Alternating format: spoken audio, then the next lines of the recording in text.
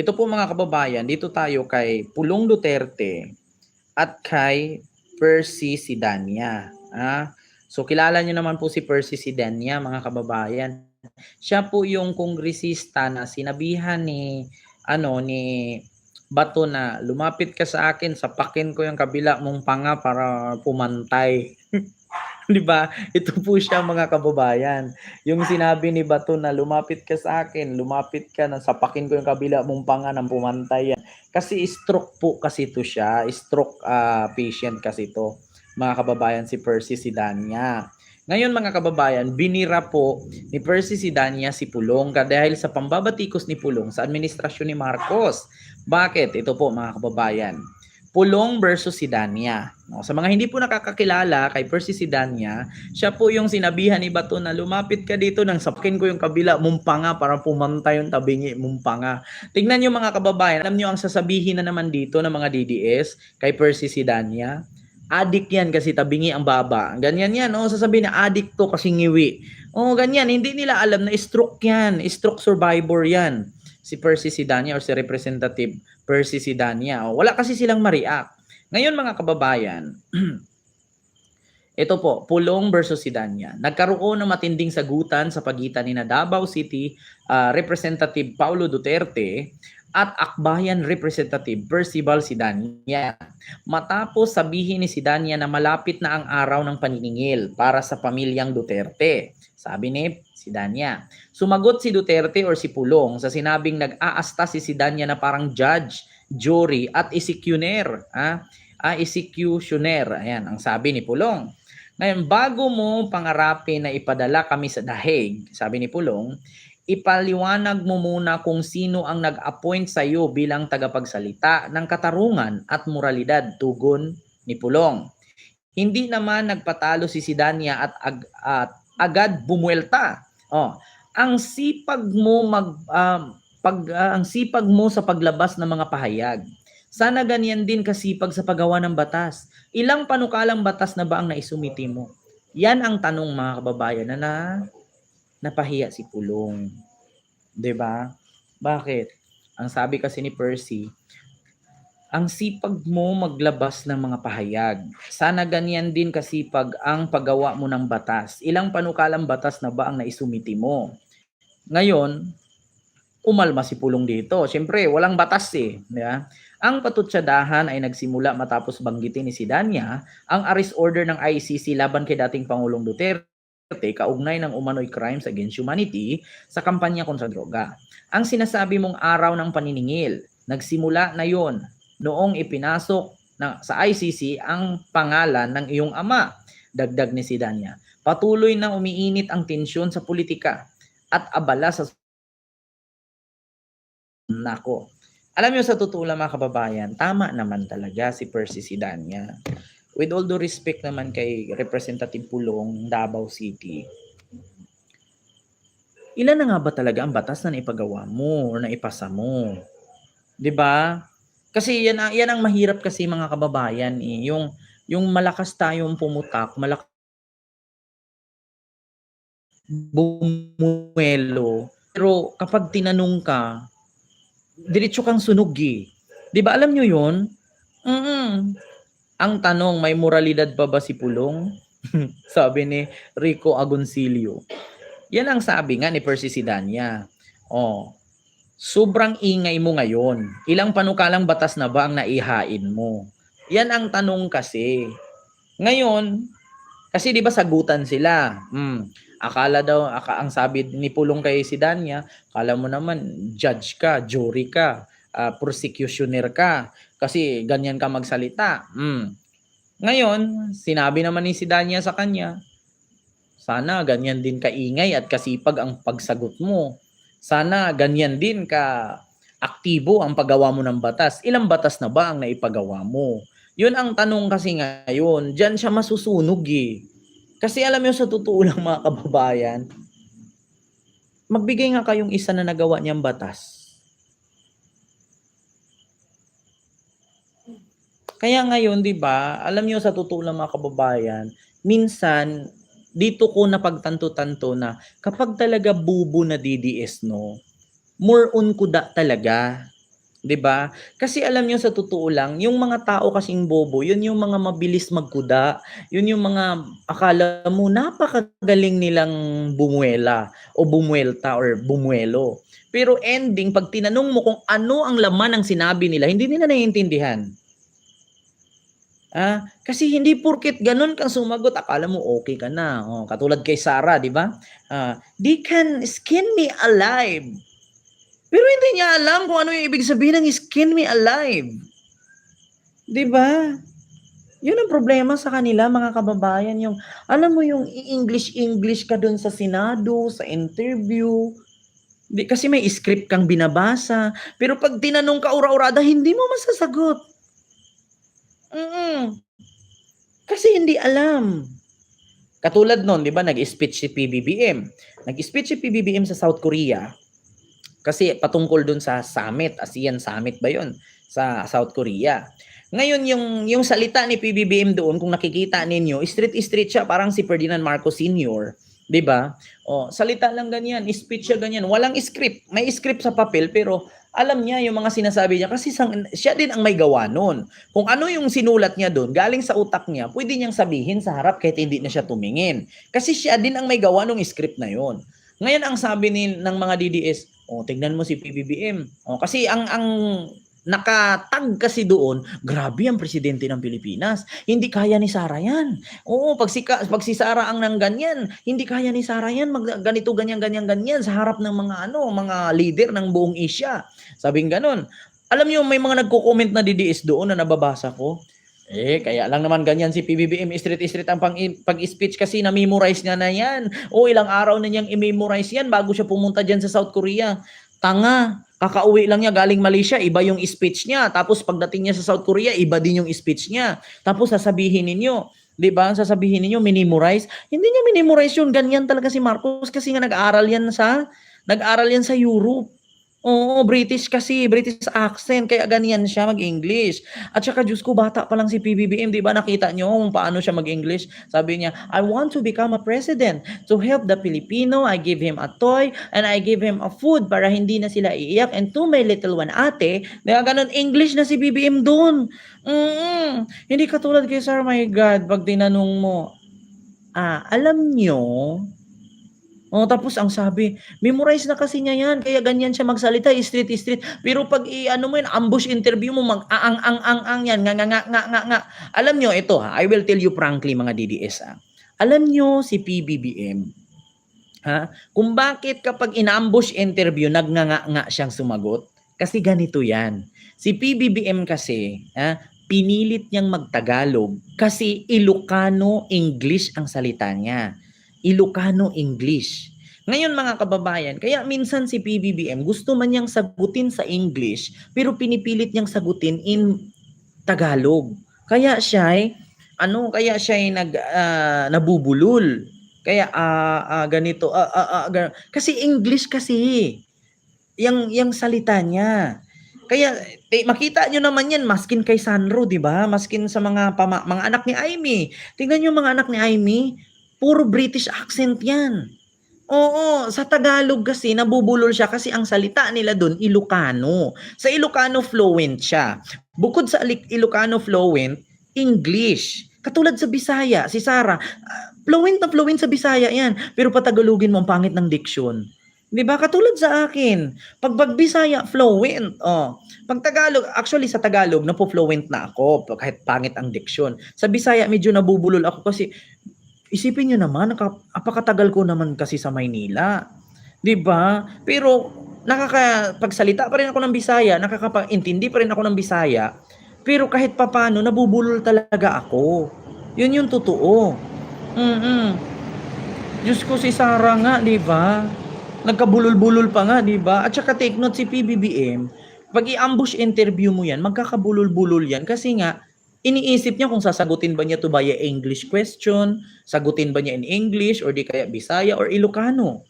'Di ba? Kasi si Sarah, tanungin niyo si Sarah kung hindi ba nanganganga 'yan. Nanganganga din 'yan. Oo. Tanungin mo nga 'yan kumusta na love life niya, no comment, ma'am. 'Di ba? Oo. Diyos ko, alam nyo, mas masakit ang iwan ng boyfriend o girlfriend kaysa sa ma-impeach sa Congress. Alam nyo, ni hao, shi pao, shi po, Xi Jinping, gurgur. Diba? Ganun yun, mga kababayan. Diyos mio marimar.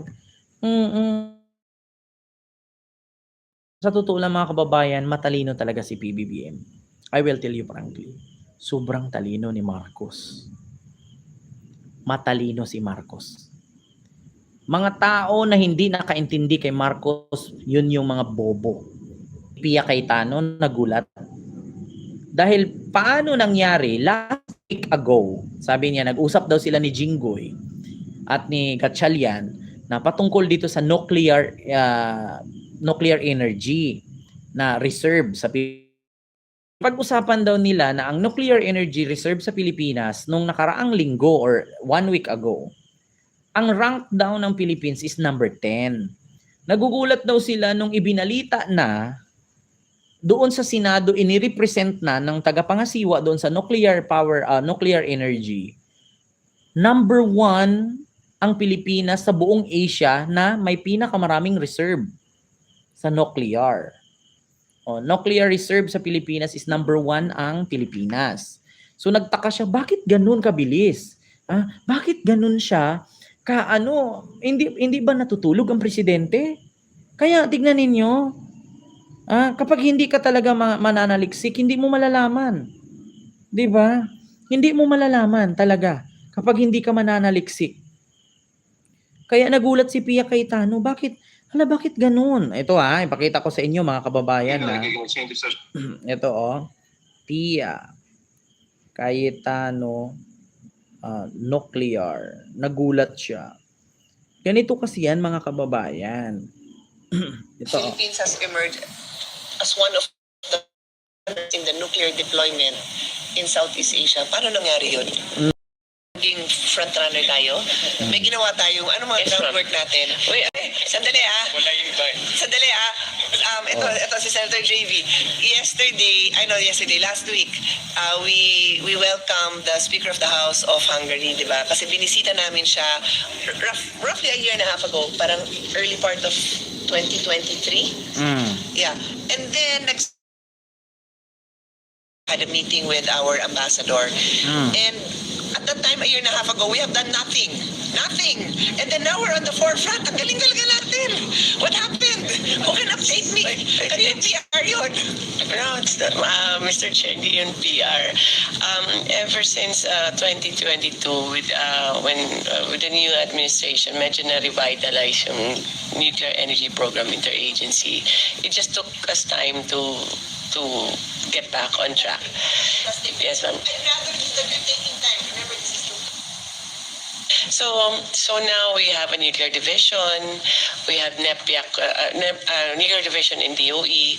We have a roadmap already. Na-review na tayo ng IAEA second time, and we have good grades in IAEA. We're asking for another one pa. Diba? Kita niyo yan? Kaya nagtaka mga senador, bakit ganun na lang? Bakit naging ganun bigla? Ikakausap lang namin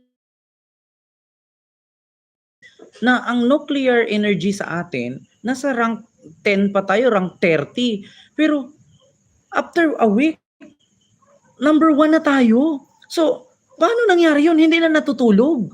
Diba? Kaya nagtataka pati mga senador na panganga. Kaya biruin nyo yan tapos yan yung sasabihin ng mga DDS na si PBBM tamad, si PBBM weak, si PBBM adik, bangag. Diyos ko, mga kababayan, witness si Clarita Carlos dyan kung gaano katalino si PBBM. Sa loob daw ng meeting nila sa gabinete ni Marcos, 3 nakaintindi, pangatlo si PBBM sa sinasabi ni PBBM. And the rest cabinet members, hindi nila naintindihan yung sinasabi. Diba? Kita nyo yan, mga kababayan.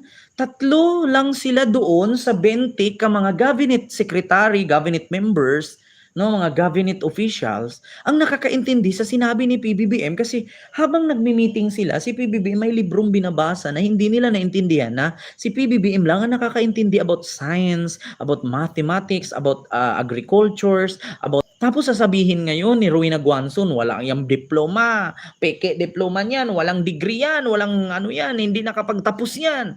So do you think, take note si Clarita Carlos, professor yan. Pero nagulat si Clarita Carlos, bakit ganito?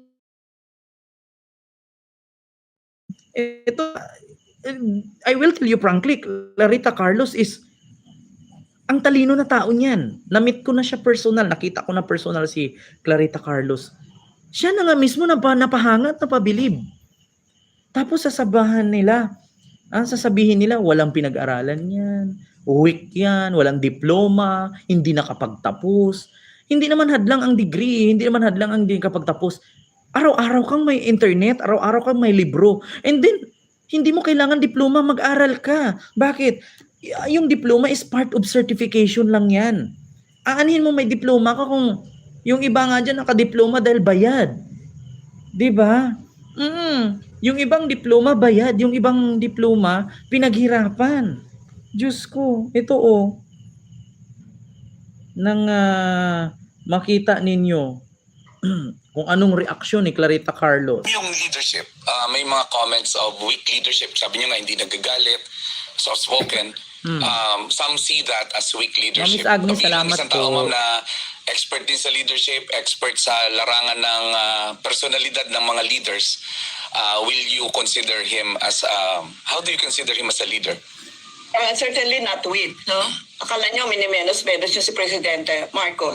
Naku po, sa cabinet ay ang talino po niya. Nakwento ko na sa iyo, Carl, nagdi-discuss kami ng blockchain technology. Parang tatlo lang kami ni Fred Pascual, the President, and ako. Diba? Blockchain technology. Tatlo lang sila nakakaintindi. Professor, tapos yung yung scientist at si PBBM lang. And the rest dun sa cabinet member, walang alam. 'Di ba? Tapos sasabihin ninyo weak, walang diploma, walang degree. 'Di ba? Nag-uusapan. Kasi mahirap talaga intindihin yan. Ibig sabihin, ba't yung minimeno si Presidente porque hindi man nakatapos ng whatever, no? Eh bakit ang dami rin naman hindi nakatapos si Zuckerberg, si Elon Musk, mahaba yung diktahan na yan. Huwag natin sukatin ang tao sa dami ng diploma. Diba? So the President knows, he reads, and yun nga lang, hindi mo pwede masasabing weak siya kasi may style siya eh. And ang style niya is pwede niyang bigyan kita ng example, Carla. Natandaan mo, may dalawang undersecretary ako na inalis nila dahil sa nika na sinasabi na nagtinda ng secret sa China. Ang ginawa ni President, after one cabinet meeting, pinuntahan niya ako, sabi niya, ang boses niya. Alam mo, he could very well demand na, okay, I've already decided yung music mo ay hindi nararapat yan sa National Security Council. Alam mo, sa akin, that was an excellent approach, no? And hindi po weakness yan. Style lang niya. Hindi naman po pwede siyang ganyan talaga yung style niya tapos mag-alasang no siya. Yeah. Hindi po yan. Diba? Kita ninyo? Professor na yung nagsabi. Alam niyo sa totoo lang, mga kababayan, isa lang ang masasabi ko. Sabi nga ni Clarita Carlos, hindi naman nasusukat sa mga diploma yan. Ako, take note, wala akong pinag-aralan. Pero andito ako ngayon sa aking profesyong ganito. Di man ako nakapagtapos eh. Diba? I-compare ko yung sarili ko sa mga nakapagtapos versus sa akin, meron akong profesyon na ganito at meron din silang profesyon na ganun. Hindi ko sila minamaliit, sana wag din nila ako maliitin. Kasi alam niyo sa totoo lang, ako inaamin ko hindi ako nakapagtapos pero nagiging ganito ako. 'Di ba? So ito, higit pa sa pag-aaral tong ganitong ginagawa namin. Alam niyo, bilang isang vlogger, ang pagiging vlogger hindi basihan dito na diploma, may degree ka, may natapos ka, lawyer ka, police ka, nurse ka, doktor ka. Hindi eh. Ang pagiging vlogger kasi nag-aaral ka pa rin. Alam niyo, umpisa pa lang dito sa katulad sa ginagawa nating topic. Syempre inaaral ko to kung ano ang itatopic ko, ano ang isusunod kong ika-catch up kasi on the spot to eh. Nakita to, isang cellphone, monitor, wala na. Kaya akala nyo may script. Wala. Kung ano lang yung napasok sa isip ko na noon, napanood ko, pwede kong i-catch up at i-rewind ulit. Ganun siya. 'Di ba? Kaya sa totoo lang mga kababayan, huwag kasi niyong maliitin yung isang tao. Katulad kay Baduy. Hindi naman basihan dyan yung mahitsura para maging senador eh. 'Di ba? Oo, mamulait. Diyos ko. Alam niyo, I will tell you frankly ha, hindi sa pagmamayabang. Yung kinikita ng pulis, ang kinikita ko. Totoo yan. Sa sipag, sa tiyaga, at saka be responsible. Ako hindi naman ako hindi naman ako perpekto, minsan may pagkakamali din ako. Pero I will tell you frankly, yung kinikita ng pulis sa isang buwan times 10 ang kinikita ko. Alam nyo, proud na proud ako bilang Pilipino kasi bakit? Yung standard dito sa Philippines sa pag-aaral, grabe. Grabe kataas ng standard dito. Sa Amerika, hindi ako nakapunta ng Amerika, pero based sa aking mga nababasa, sa mga napapanood kong balita, doon sa US, kapag magpulis ka, kahit high school graduate ka, pag nag-training ka sa pulis, nag-apply ka at pumasa ka, at natapos mo yung training, pulis ka na. Dito sa Philippines, kapag nagpulis ka or criminology student ka, ilang years pa yan bago mo matapos. 'Di ba? Ilang years pa yan bago mo matapos. Kaya bilib na bilib ako sa standard ng pag-aaral sa Philippines. At saka sa totoo lang, dito sa Pilipinas kasi mga kababayan, hindi mo naman kailangan ng diploma, degree. Kasi bakit? Ang mga sundalo nga pag nakipaggera, inaaral ba nila yung mga hindi naman? I-try nyo ha, ganito, example ko sa inyo. Kapag nasunugan kayo, yung tubig or refrigerator na napakabigat, di ba nabubuhat mo? Ganun yun. Ganun yun mga kababayan. Di ba may ganyan kasi? Hindi porkit abogado ka, doktor ka, nurse ka, ay hindi ka pwedeng sumabak sa ganyan. Alam nyo, pag dumating ang pagkakataon, katulad yan, aanhin mo yung degree mo kung nasunugan ka, hindi mo magagamit yan. Magagamit mo lang kung tapos na yung sunog. Halimbawa, doktor ka. Doktor ka, tapos nasunugan ka. Hindi mo magagamit yung pagiging doktor mo doon. Ang magagamit mo doon ay yung pagiging ikaw. Mabubuhat mo yung dapat mong buhatin. Kunin mo ang dapat mong kunin. Hindi mo magagamit. Katulad yan, may gera. Tapos teacher ka. Magagamit mo ba yung pagiging teacher mo sa gera? Hindi. Ang tanging magamit mo doon ay dumapa ka, tumakbo ka, magtago ka. Tulungan mo yung dapat mong tulungan. 'Di ba? Hindi ganoon. Kaya huwag niyo maliitin yung tao porket walang diploma, walang degree, ay walang kakayanan. My God, huwag ganun.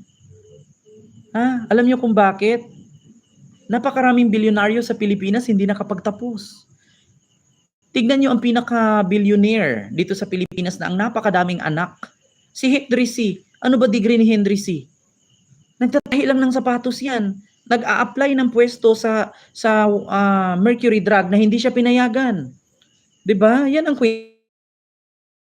sapatos, nagtatahi siya ng sapatos, kukuha siya ng maliit na pwesto sa Mercury Drug, hindi siya pinayagan. Ngayon, nakapag-ipon siya, nagtayo siya ng mall. Kaya ngayon, ang Mercury Drug wala sa mall. 'Di ba? Kita nyo?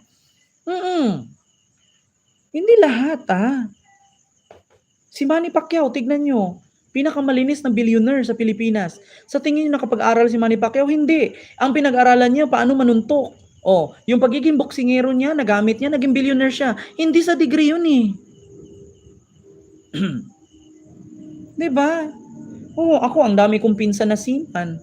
Nakapagtapos yan, 4 years. Graduate, may mga nautical pa. Asan sila ngayon? Nag-construct. Wala pang masampahan kasi mahirap sumampa. Diba? Can't AI boses mo. Hindi po AI yan, Ma'am Sherry Amadio. AI ba ang boses ko? Hindi naman masampahan kasi mahirap sumampa. Diba? Diba? Ganun yun mga kababayan. So yun lang yung aking reaksyon mga kababayan. No, mag-ingat po kayo palagi at wala na tayong ibang maitopic kasi naitopic na natin kanina. And kita-kits po ulit tayo bukas, no? Maraming salamat po. sa inyong lahat, mga kababayan. Mm.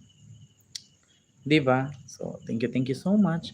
At saka actually mga kababayan, ako kasi sa araw-araw na ginawa ng Diyos na nagla-live ako, nagba-vlog ako sa unang pasok ko dito sa industriya ng vlogging, nangangapa pa ako, hindi ko alam kung anong i-on dito, anong ilagay dun, paano gumawa ng thumbnail. Kaya napapansin niyo yung mga thumbnail ko iba-iba. Kasi hindi ko na gusto, papalitan ko lahat 'yan. Oo, kaya sa totoo lang, ang pagba-vlog ay para ka ding nagma-masscom, para ka ding nagjo-journalist. No, hindi porket vlogger ka ay ganun-ganun na lang, dapat responsible ka.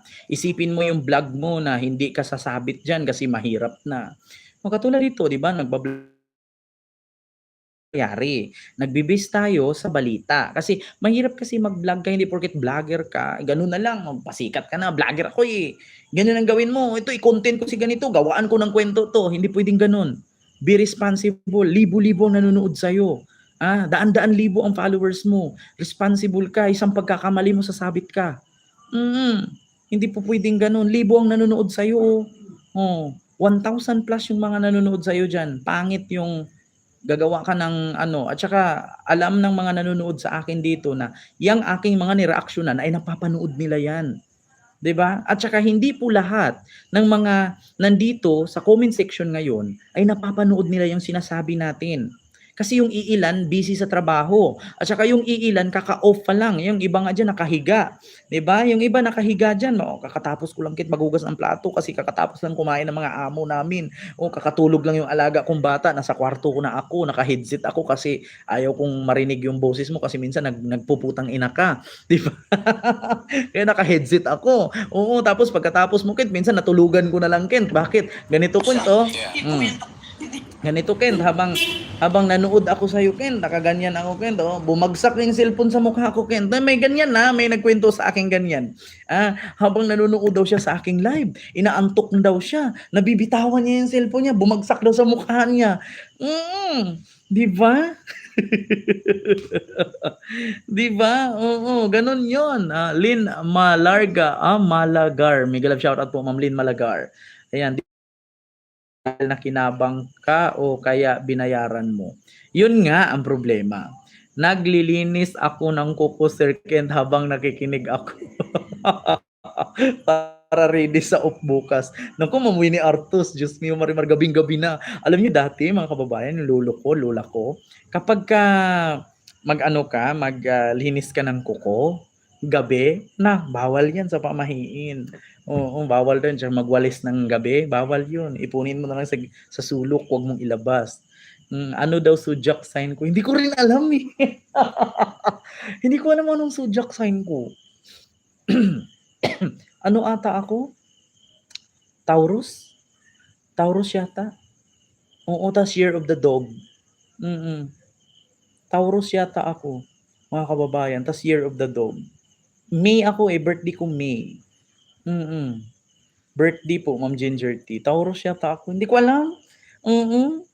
Ako man, mga kababayan, hindi naman ako naniniwala dyan sa mga sudyak-sudyak. Oo. Galaw. Ganito yan. Kapag full moon, kapag bilog ang buwan, doon ka mag-wish. Tapos make sure nga, pag nag-wish ka, may barya ka sa bulsa. Nangyayari. Maniwala kayo sa akin. Nangyayari. Kapag full, tumingin ka sa buwan, kausapin mo, hindi mo akalain, biglang darating. Taurus o Gemini? Taurus po, ma'am, Taurus. Yan lang. Mo. Tapos, hindi porket nangarap ka, ay hayaan mo na lang si buwan magbigay sa iyo. Gumalaw ka rin. Totoo yan. Totoo yan, mga kababayan. 'Di ba? So, yun lang mga kababayan. Maraming salamat po sa inyong lahat. Ako, hindi ako naniwala sa swerte. Naniwala ako sa diskarte. Ang swerte kasi anytime nandyan yan eh. Pero yung diskarte, pag hindi ka gumalaw, wala. 'Di ba? Oo. Ma'am Silfa, Sir Pau, ayan, Ma'am Moonlight, and kay Ma'am Winnie, Ma'am Mardi Vrol, ayan, mega love shout out po. Ayan, maraming salamat po sa inyong lahat mga kababayan. Alam niyo naman pag mga may edad na tayo, 'di ba? 10:30 na matulog na tayo. Kita-kits na lang po tayo ulit bukas. So, alam niyo pagkatapos ko ngayon dito na mag-live, magpapakain pa ako ng pusa. Linisin ko pa yung mga pusa. Tapos yun lang, tapos mag-edit na naman ako pag makatulog ako dito mga 2:00, 3:00. Tapos magigising, tapos maglinis na naman ulit, papakain ng pusa. Tapos naku, lalabas na naman. So yun lang po mga kababayan, maraming salamat po sa inyong lahat. Mag-ingat po kayo palagi.